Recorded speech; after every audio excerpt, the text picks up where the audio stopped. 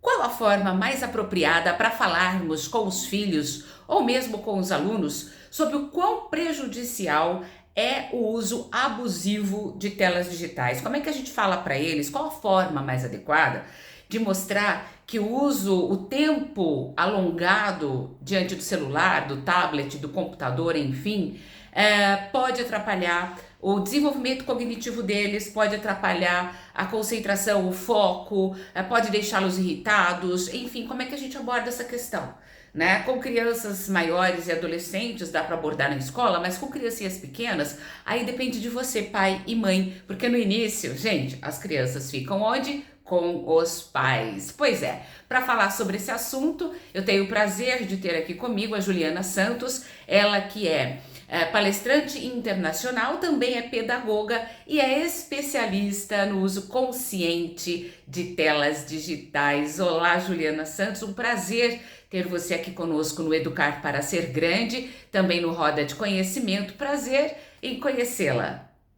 Olá, Sandra Cabral, grata pelo convite. Fico muito feliz e contente de saber que eu posso contribuir com diversas informações aqui no programa Educar para Ser Grande e a Roda de Conhecimento e falar desse tema que tanto gosto sobre os impactos das telas digitais em crianças e adolescentes se faz extremamente importante e necessário nesse atual momento do qual estamos vivendo nesse mundo tecnológico, com muitas mudanças e rápidas mudanças, né?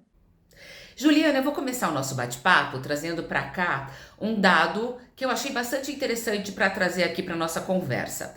De acordo com o CETIC.br, em 2015, 9% das crianças entre 0 e 2 anos de idade usavam telas. No ano passado, esse número saltou brutalmente para 44% das crianças com 0 a 2 anos.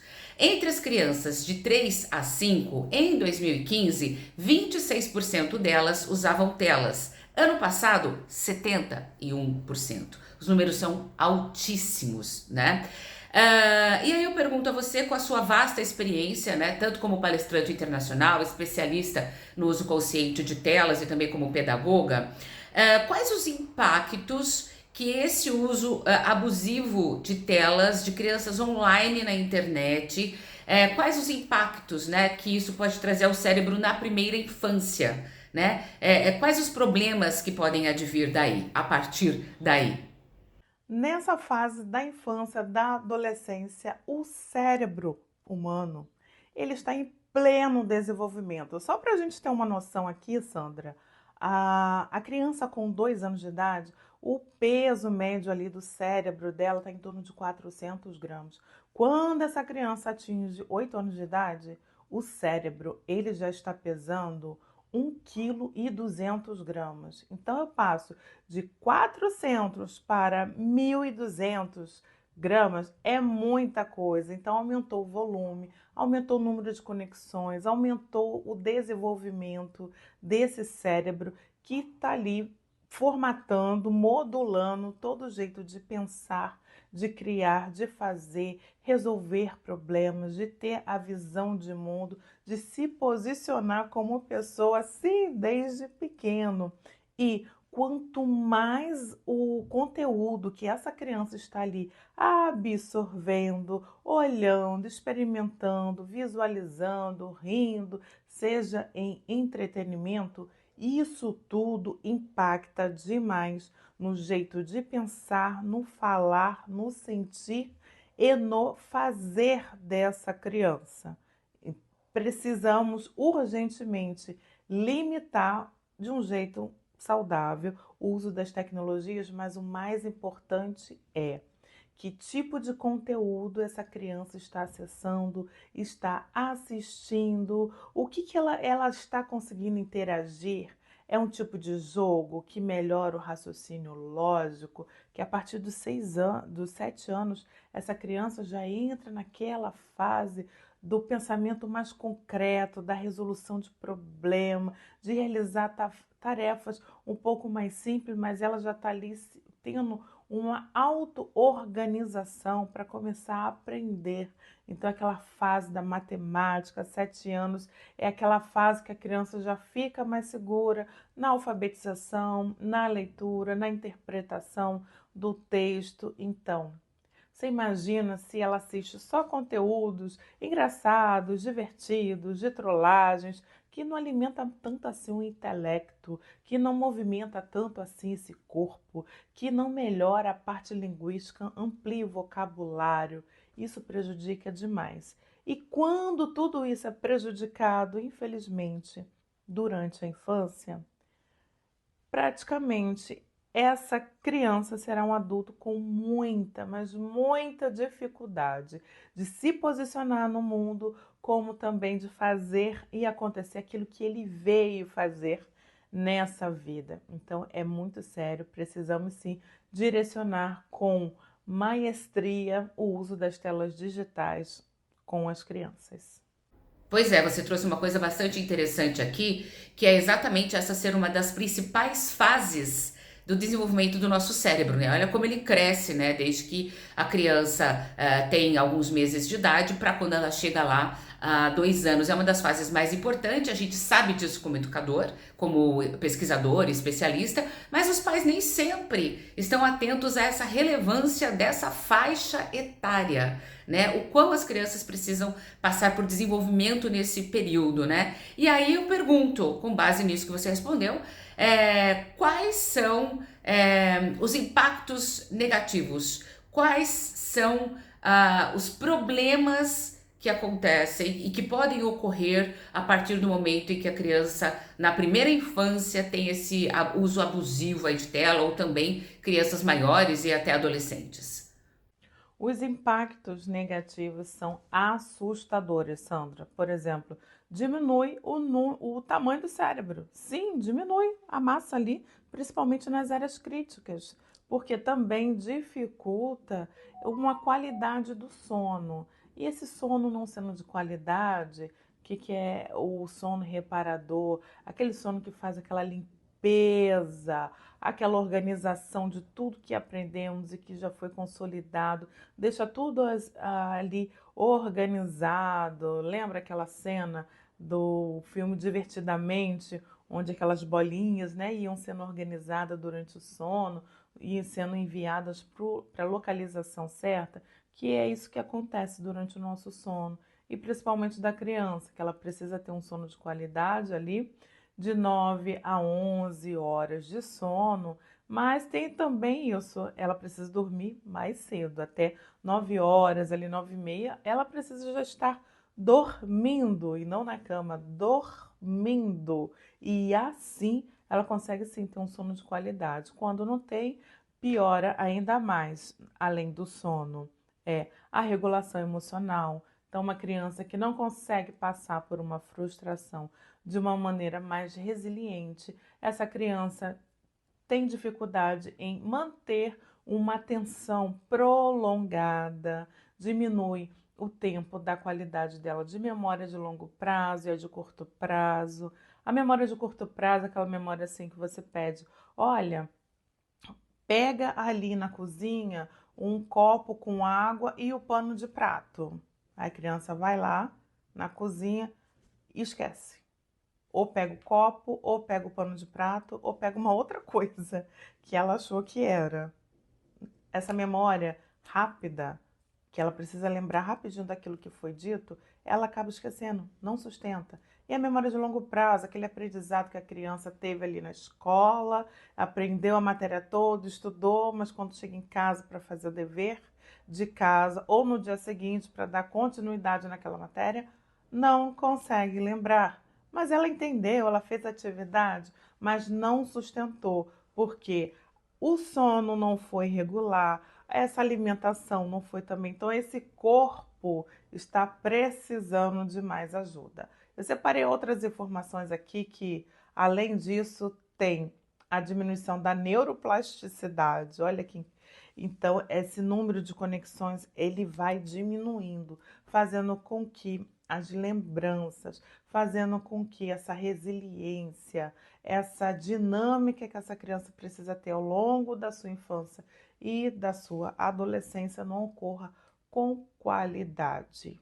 Além disso, impulsividade, que vem aí, né, dos transtornos de déficit de atenção e hiperatividade, o famoso TDAH, onde muitas crianças e adolescentes acabam sendo diagnosticados por essa mudança repentina e abrupta de comportamento, mas se você verificar, as pessoas verificarem como está sendo a sua qualidade diante das telas digitais, vão ver que os comportamentos são os mesmos. A impulsividade de querer tudo na hora, não querer esperar, questões agressivas também, porque são contrariados, como também atenção sustentada, além da atenção sustentada, é a questão da ansiedade e aumento do número de crianças que apresentam depressão. Infelizmente, esse quadro só vem aumentando, por isso que se faz extremamente urgente utilizarmos as tecnologias de uma maneira mais consciente, com mais intuição e intenção também. Nessa sua resposta, Juliana, você tocou em temas sensíveis que todo mundo vem percebendo, né, por parte das crianças e adolescentes, né? A questão da irritabilidade, a questão da falta de capacidade, de habilidade de esperar, de fazer as coisas com tempo, o querer tudo para ontem, né? A não paciência e também, né?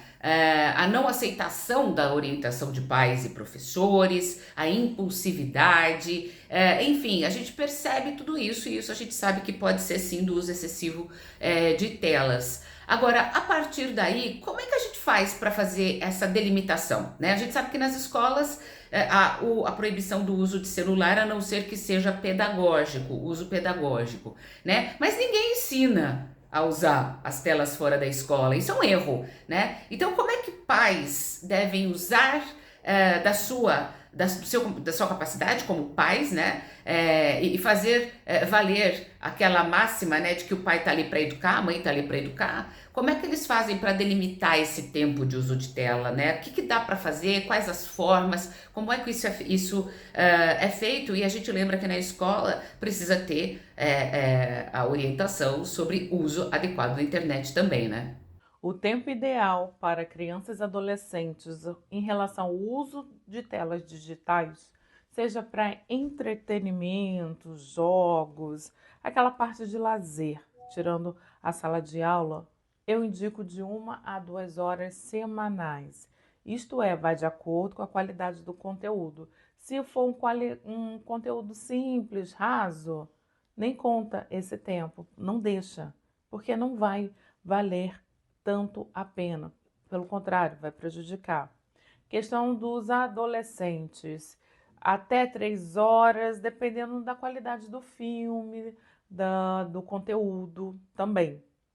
E como as famílias podem fazer para melhorar essa qualidade de tempo nas telas, é procurar programas educativos, aplicativos, ter controle parental, sim. A lei protege os pais para que eles possam ter aplicativos, até tipo espião, que ele possa, através do próprio celular, ver em tempo real o que o filho está fazendo, ver o que o filho pode estar acessando, ter o histórico ali, controlar o tempo de uso, enfim, e outras coisas. O mais importante disso tudo, da questão das telas, é lembrarmos que os filhos gostam de ficar com seus pais.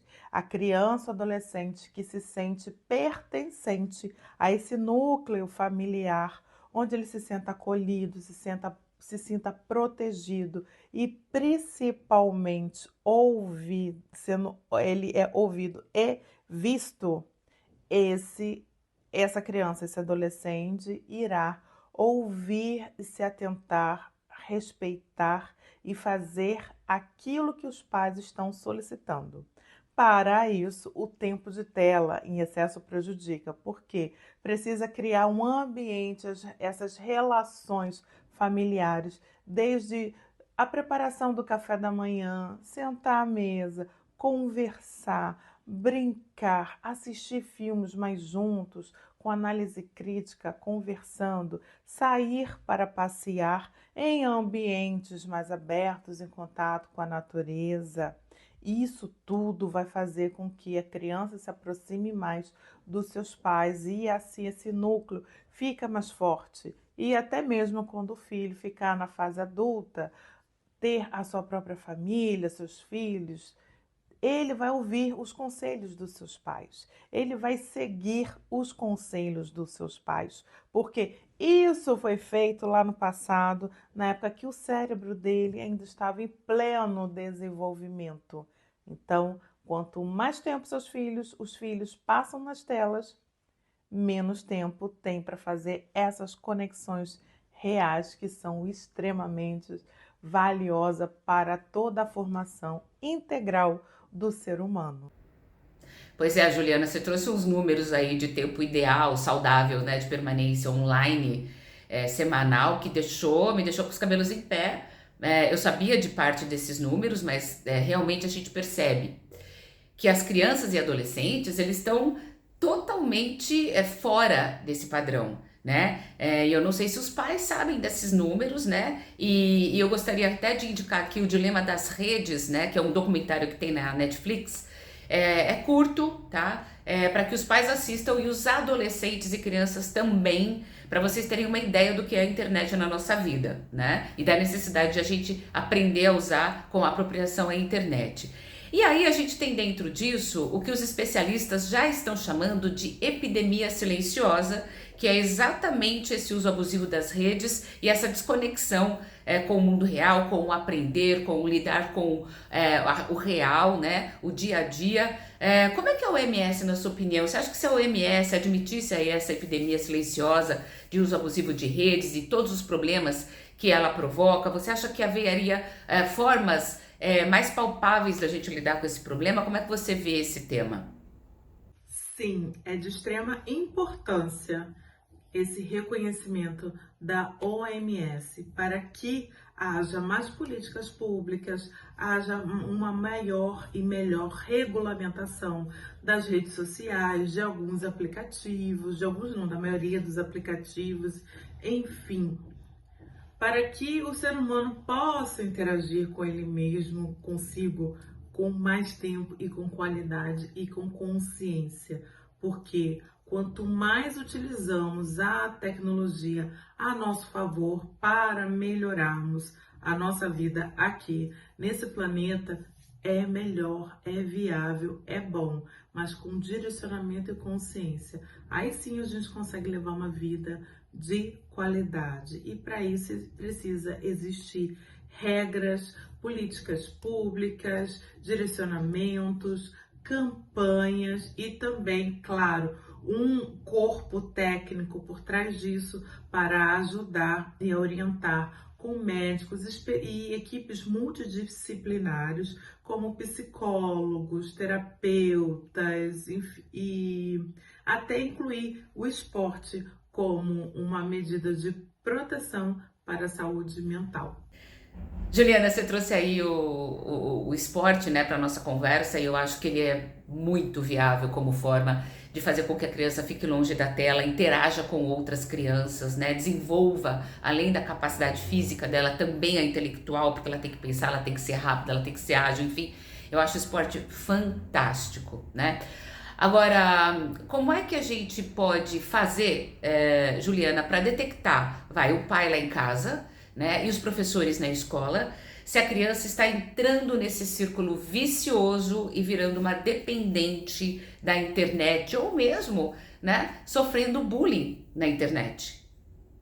Na mudança do comportamento, na mudança do brincar, na mudança de assimilar aquilo que está acontecendo. A criança fica mais medrosa, fica mais calada, ou fica mais apreensiva, agressiva, mais triste, mais quieta no canto, o isolamento social.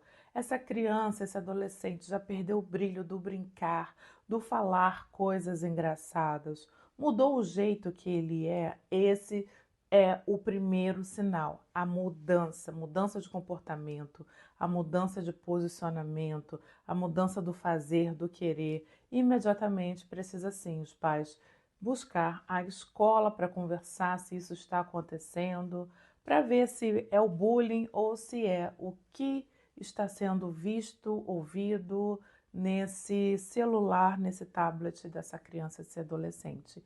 E as medidas devem ser feitas imediatamente, porque, mediante os estudos que eu já fiz, em 4 meses um adolescente ele muda radicalmente de comportamento, muda de aquele adolescente calmo para o extremamente agressivo. Isso tudo por conta dos conteúdos que ele vem acessando. Então, pais e mães precisam sim ter controle parental e olhar o celular, as telas dos seus filhos todos os dias, ok? Juliana, coisas que você citou aí, né? Se o pai é presente, se a mãe é presente, não precisa ficar o dia inteiro com a criança está na escola, a gente sabe que todo mundo trabalha, né? A maioria dos pais trabalham, mas à noite ter qualidade de diálogo, de presença com essa criança, porque se o pai tem, a mãe tem essa qualidade, ainda que em parte do dia ou à noite, quando está todo mundo em casa, a gente consegue detectar essas mudanças da criança, principalmente essas mudanças que você citou, né? Que são drásticas, dramáticas, né? E na escola, a professora atento também consegue detectar. E aí eu não estou jogando para o professor ou para a escola, não. Eu acho que os pais têm que detectar isso. Mas a escola também tem essa capacidade, essa competência, né? E aí, quando o pai ou a mãe começa a perceber que a criança está depressiva, está ansiosa, está mudando completamente o comportamento, né? Quais as ações? O que dá para fazer? O que é preciso fazer? Com conexão, intenção e presença. Com essas 3 práticas, os pais, a família consegue, com muito poder, evitar ansiedade, depressões e, enfim, outras práticas que são prejudiciais para o desenvolvimento, para o bem-estar da saúde mental da criança e adolescente. A gente precisa sempre lembrarmos que viemos de um lugar muito longe, nascemos aqui na Terra, iremos para um outro lugar, do qual a gente não sabe realmente de fato que lugar é esse. Quanto tempo irei ver novamente meus filhos, meus irmãos, meus colegas, amigos de trabalho? Então vamos fazer valer essa vida. Nós, seres humanos, precisamos valorizarmos muito a nossa vida, a nossa existência, fazer valer essa vida e sempre estar nos policiando, atentos a ver o que está nos tirando da nossa presença, para que eu possa estar mais presente na vida dos meus filhos, na minha presença no trabalho, enfim, em tudo que eu gosto de fazer que é importante também, ok? Então vamos lá? Conexão, presença e intenção, intencionalidade. Cuide do seu bem maior, que é a sua vida e a vida dos seus filhos. Pois é, eu lembro que quando eu era pequena, os nossos pais, principalmente a minha mãe, ela percebia rapidamente quando a gente mudava de comportamento, estava triste, estava com algum problema. Enfim, é o tempo, é a qualidade do tempo mesmo, né? É prestar atenção ao que seu filho está sentindo ali, de uma forma mais profunda, né? Não o que ele está falando, mas como ele está agindo, o que ele está trazendo, né? E a gente sabe que as telas, né, Juliana Santos, elas provocam a hiperestimulação. E a hiperestimulação não é natural, né? Quando a gente não tinha tela, o ser humano, o mundo sem as telas, não te dá hiperestímulos, né? Te dá estímulos naturais. E a hiperestimulação, a gente sabe que é nociva ao cérebro, ao nosso desenvolvimento, né? O que é a hiperestimulação provocada pelo uso excessivo de telas ou por mais de uma tela ao mesmo tempo? Pode provocar. A hiperestimulação, ela já atrapalha por si só, né, nas telas digitais. E de uma maneira contínua é pior ainda, porque a gente precisa lembrar que esse cérebro, ele está crescendo, ele está se desenvolvendo. Então, quanto mais aquilo que a criança vê, mais ela vai internalizar, aprender, e isso vai imprimir nas memórias dela, na construção desse ser, aqueles hábitos, aqueles saberes, aqueles vocabulários. Então vamos lá, na questão da atenção. Quanto mais a criança fica ali prestando atenção e dependendo do conteúdo, que é o mais importante, é a qualidade do conteúdo, ela tende a querer aprender daquela forma. Então, se tem muito movimento, muito barulho, muitos sons, muitas cores, isso vai criar o quê?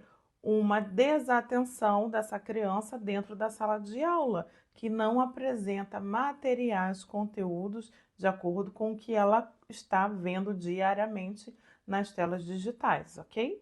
Questão da memória precisa ter vários estímulos para fazer com que ela aprenda aquela narrativa.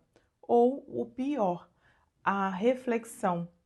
Se não tem um adulto ali ao lado, estimulando, perguntando a ela o que ela está entendendo, o que ela acha, se ela acha que é certo, se ela acha que é errado, o que ela faria diferente, será que aquele personagem fez diferente, enfim. Se eu não tenho essa movimentação, enquanto a criança está diante das telas, ela só fica ali absorvendo, absorvendo, absorvendo, mas não assimila muita coisa, eu prejudico toda essa construção da personalidade, desse raciocínio lógico, dessa operação concreta que essa criança está ali aprendendo, está formando, enfim.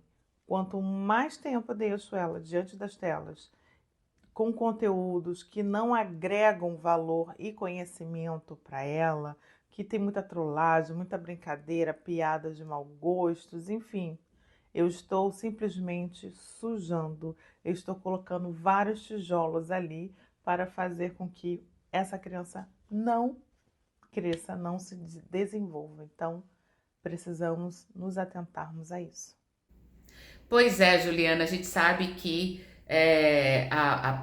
as experiências concretas, as experiências reais, o conviver com os outros presencialmente, né, é super importante. Então, vamos facilitar aí a vida dos pais e falar para ele para eles como é que dá para a gente fazer isso, né? Como é que eu posso trazer o concreto para a vida do meu filho, num mundo tão hiperconectado, com tanta gente presa no celular, as pessoas parecem zumbi na rua. Outro dia quase fui atropelada por um adolescente, literalmente andando, né? Porque ele estava com a cabeça baixa olhando para o celular. Se eu quisesse ter colocado meu pé na frente dele, ele certamente ia cair, porque ele estava tão fixo no celular que ele não percebeu que eu desviei dele.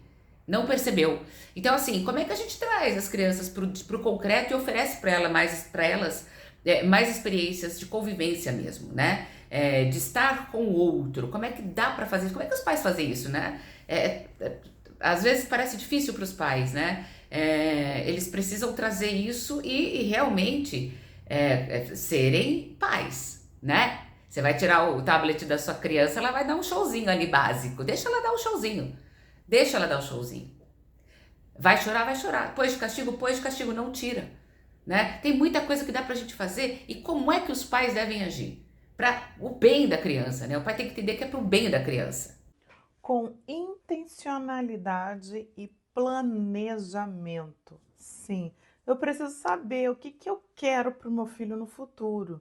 Para isso, eu preciso planejar de acordo com o que eu posso, de acordo com o que eu tenho, de acordo com o que eu preciso aprender a fazer, a conquistar. Então, se eu priorizo a qualidade de vida do meu filho, não só em escola, plano de saúde, uma roupa, bons passeios, boas férias, mas o que da parte da conduta moral eu não abro mão? Que tipos de passeios? Quais dias que vão ter encontros familiares? O que dias eu vou tirar um dia para ficar sem tela, eu mesmo, sem olhar para o celular para dar mais atenção? Então, preciso ter intencionalidade na criação do meu filho, eu preciso fazer um planejamento. Mas, Juliana, isso cansa, é cansativo? Sim. Nós fazemos isso com a nossa profissão, com o nosso dia a dia, né? porque tem um dinheiro ali que vai ter de retorno, tem como eu posso dizer, o que eu quero para conquistar, o que eu preciso fazer para conquistar o meu sonho. E ali eu vou criando um planejamento e vou executando. Os nossos filhos, crianças, adolescentes, é a mesma coisa. Se eu não coloco intencionalidade, se eu não me coloco ali em primeiro lugar e ficar firme naquela educação, naquilo que eu acho que é certo, e buscar profissionais para aprender também a lidar com tudo isso e até mesmo lidar com os próprios traumas, como mãe, como pai, isso melhora cada vez mais a educação, essa conexão. E aí os pais conseguem ter um controle melhor do que infiltrar, do que o filho vai ver, quanto tempo vai ficar e quanto tempo esses pais ficarão disponíveis para ficar com seus filhos e deixar seus filhos com outras pessoas ou fazer outras atividades, enfim, intencionalidade e planejamento. Ainda nesse tema, como é que dá para fazer para levar o dia a dia para a rotina esse não uso de tela? Por exemplo, você falou em reuniões de família, né? A gente tem uma prática de reunião de família, tá à mesa, ninguém pega o celular. Tá todo mundo à mesa. Para que você vai querer falar com pessoas que não estão ali? Ver o que está acontecendo e provavelmente aquele conteúdozinho nada relevante na sua vida, não vai mudar em absolutamente nada a sua vida, né? Então, que outras práticas cotidianas a gente pode ter para ir se afastando dessa tela aos poucos, né? Tirando o tempo de tela da criança. Como o pai pode fazer isso e como a criança também pode fazer isso, se ajudar, né? O adolescente, ele já tem consciência, né, do tempo que ele fica de tela, né? Então, que práticas cotidianas? Vamos lá, práticas cotidianas, doutora Juliana. As práticas efetivas que os pais podem estar fazendo com crianças e adolescentes são controle do tempo da tela, conversar antes, dizer por que eles estão fazendo isso, por que os pais resolveram fazer isso, qual é a proposta, quais são os benefícios. Conversa, mostre. Por mais que os filhos fiquem ressentidos, não gostem por ser por estar sendo, por estarem sendo controlados, por estarem sendo contrariados, mas os pais têm que mostrar uma postura ali, uma hierarquia do qual eles estão ali sob controle, eles são os responsáveis ali pelo aquele crescimento e também pelos atos dos seus filhos. Logo, se faz importante, sim, ter combinados. Se a criança faz uns combinados suave. Se adolescente, chama eles para esses combinados, vê que pode mudar, que pode melhorar, mas sempre lembrar que os pais estão sim no controle. Além de determinar o tempo, determinar que tipo de conteúdos podem assistir e com que tipo de pessoas vão poder se relacionar. Sim, porque isso tudo interfere. E como levar essas informações para os pais? Tem duas maneiras que eu acho três maneiras muito efetivas, rápidas. A primeira, eu tenho um e-book que fica no link lá da bio do meu Instagram, onde eu ensino passo a passo bem detalhado, além de informar também, junto com o método Prosseguir na área de criação de filhos, também como fazer esse controle de telas de uma maneira muito mais prática, efetiva e melhorar a qualidade de vida também fora das telas. A segunda coisa é ter palestras e treinamentos dentro das escolas para os pais. Por quê? É dentro da escola que essa criança passa uma grande parte do tempo dela, de vida. Então, e é um ambiente onde os professores estão ali acompanhando, vendo o desenvolvimento. É primordial. E também é fazer o que você está fazendo, Sandro, o que eu também faço, é distribuir conteúdos aqui em várias redes sociais e informações valiosas. Também existem livros, então conteúdo é o que não falta nessa internet para ajudar os pais. Então, é estimular, trazer esses pais para esses conteúdos para que eles possam acompanhar e ir verificando, modulando, ver o que pode melhorar, o que não pode deixar, o que pode deixar de fazer, o que pode não deixar de fazer com intencionalidade na criação dos seus filhos. Bom, eu agradeço aqui a Juliana Santos, ela que é palestrante internacional, é também pedagoga e é especialista no uso consciente de telas digitais. Trouxe muita coisa pra gente legal. Juliana, obrigada por participar aqui do Educar para Ser Grande, do Roda Conhecimento. Foi um prazer conversar com você. Eu também agradeço desde já essa entrevista e espero que os pais possam aproveitar todas essas informações valiosas aqui dessa entrevista, de outras entrevistas aí do seu canal e contem comigo. Vocês me encontram no meu Instagram, @julianasantos.br. Lembrando que o I é com Y.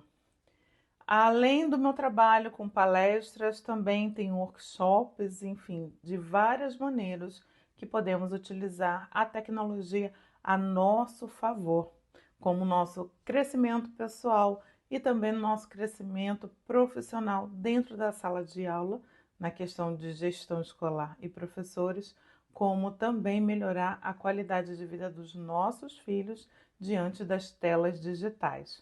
Muita luz na sua vida. Até breve.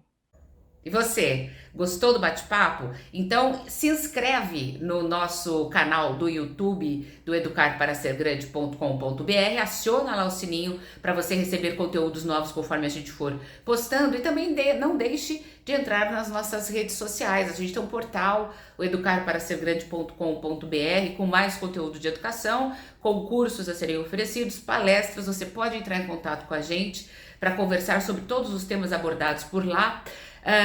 E faça comentários, marque a gente na rede social, curta, salve, faça o Educar para Ser Grande bombar aí nas redes, porque a gente só quer ajudar pais, professores, gestores e a educação em geral, tá bom? Um beijo para vocês, gente, até a próxima!